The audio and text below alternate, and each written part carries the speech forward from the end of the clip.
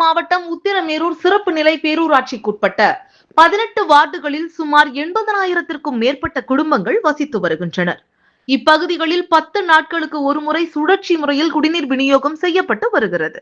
வெங்கச்சேரி செய்யாற்றில் அமைக்கப்பட்டுள்ள ஆழ்துளை கிணற்றிலிருந்து வெங்கச்சேரி மணல்மேடு திரிபுலிவனம் வழியாக நிலத்தடி குழாய்கள் மூலம் உத்திரமேரூருக்கு குடிநீர் கொண்டு வரப்படுகிறது.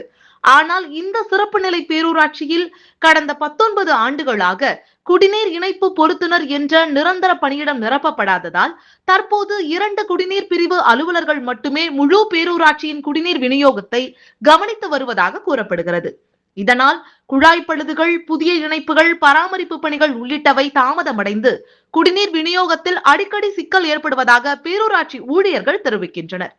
மேலும் 18 வார்டுகளுக்கும் தேவையான நிரந்தர பணியாளர்களை நியமிக்க வேண்டும் என்று பலமுறை கோரிக்கை வைத்தும் நடவடிக்கை எடுக்கப்படவில்லை என்றும், பேரூராட்சியில் செயல்பட்டு வரும் 6 குடிநீர் சுத்திகரிப்பு நிலையங்களின் வருவாயை அதிகரிக்கும் நோக்கில் தற்காலிக குடிநீர் தட்டுப்பாடு உருவாக்கப்படுவதாகவும் சில பணியாளர்கள் குற்றம் சாட்டியுள்ளனர்.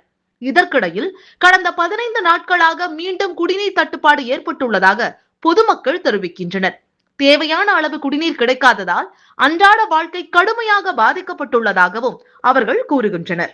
உத்திரமேரூர் பேரூராட்சியில் நிரந்தர குடிநீர் பணியாளர்கள் இல்லாதது குடிநீர் விநியோகத்தை பாதித்துள்ளதாக ஊழியர்களும் பொதுமக்களும் குற்றம் சாட்டுகின்றனர். அதே நேரத்தில் செயற்கையாக குடிநீர் தட்டுப்பாடு உருவாக்கப்படுவதாக முன்வைக்கப்பட்டுள்ள குற்றச்சாட்டுகள் குறித்து மாவட்ட நிர்வாகம் உரிய விசாரணை நடத்தி உண்மை நிலையை வெளிக்கொண்டு வர வேண்டும் என்றும், காலி பணியிடங்களை உடனடியாக நிரப்பி குடிநீர் விநியோகத்தை சீரமைக்க வேண்டும் என்றும் பொதுமக்கள் கோரிக்கை விடுத்துள்ளனர். உத்திரமேரூர் பேரூராட்சியில் எழுந்துள்ள இந்த குற்றச்சாட்டுகள் குறித்து மாவட்ட நிர்வாகமும் சம்பந்தப்பட்ட அதிகாரிகளும் என்ன விளக்கம் அளிக்கிறார்கள் என்பது எதிர்பார்ப்பை ஏற்படுத்தியுள்ளது. இந்த விவகாரத்தில் அடுத்தடுத்த தகவல்களையும் தொடர்ந்து வழங்குகிறோம்.